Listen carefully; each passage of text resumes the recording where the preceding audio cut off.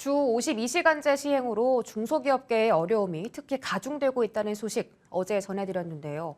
가뜩이나 인력난이 심한데 주 52시간제를 맞추기 위해 추가로 인력을 채용해야 하는 현실.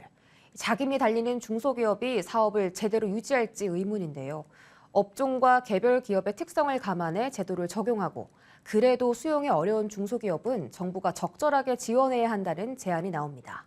주 52시간제의 문제점과 해법을 모색하는 연속기획, 그 마지막 순서로 주 52시간제 안착을 위해 무엇이 필요한지 신아름 기자가 취재했습니다. 연장, 휴일 근로를 포함한 노동시간을 주 최대 68시간에서 52시간으로 단축한 근로제도. 지난 2018년 7월부터 시행된 주 52시간제의 골자입니다. 경제협력개발기구 국가 중 2위에 해당하는 후진국형 장시간 근로 환경에서 탈피하고 휴식이 있는 삶을 지향한다는 취지에서 출발해 시행 5년 차를 맞았지만 안착은 쉽지 않은 모습입니다. 사무실 업무가 가능한 곳에서는 52시간을 충분히 활용할 수 있다고 생각을 하는데 이런 영업을 하고 몸으로 일을 해야 되는 공간에서는 그거 자체가 불가능이라고 생각을 해요.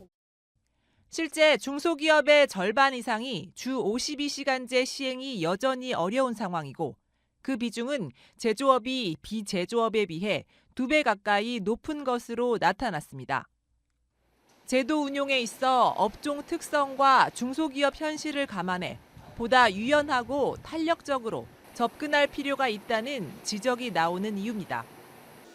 30인 미만 사업장에 대한 추가 연장 근로제 상시화 요구가 거세지는 것 역시 이런 맥락에서입니다. 해당 사업장의 노사가 합의하면 주당 최대 8시간을 추가로 근무할 수 있도록 예외를 둔 추가 연장 근로제는 지난해 7월 한시적으로 도입돼 올해 말 일모를 앞두고 있습니다.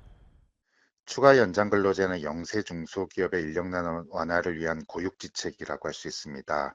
일몰기한 연장을 위해 국회 차원에서 보다 적극적으로 노력할 필요가 있습니다. 추가 연장 근로제가 끝내 상시화되지 않으면 상당수 중소기업 대표들은 내년 1월부터 주 52시간제를 준수하지 못해 범법자가 될 수밖에 없습니다. 주 52시간제의 당초 입법 취지를 살릴 수 있는 운용의 묘가 절실한 시점입니다. 머니투데이 방송 신아름입니다.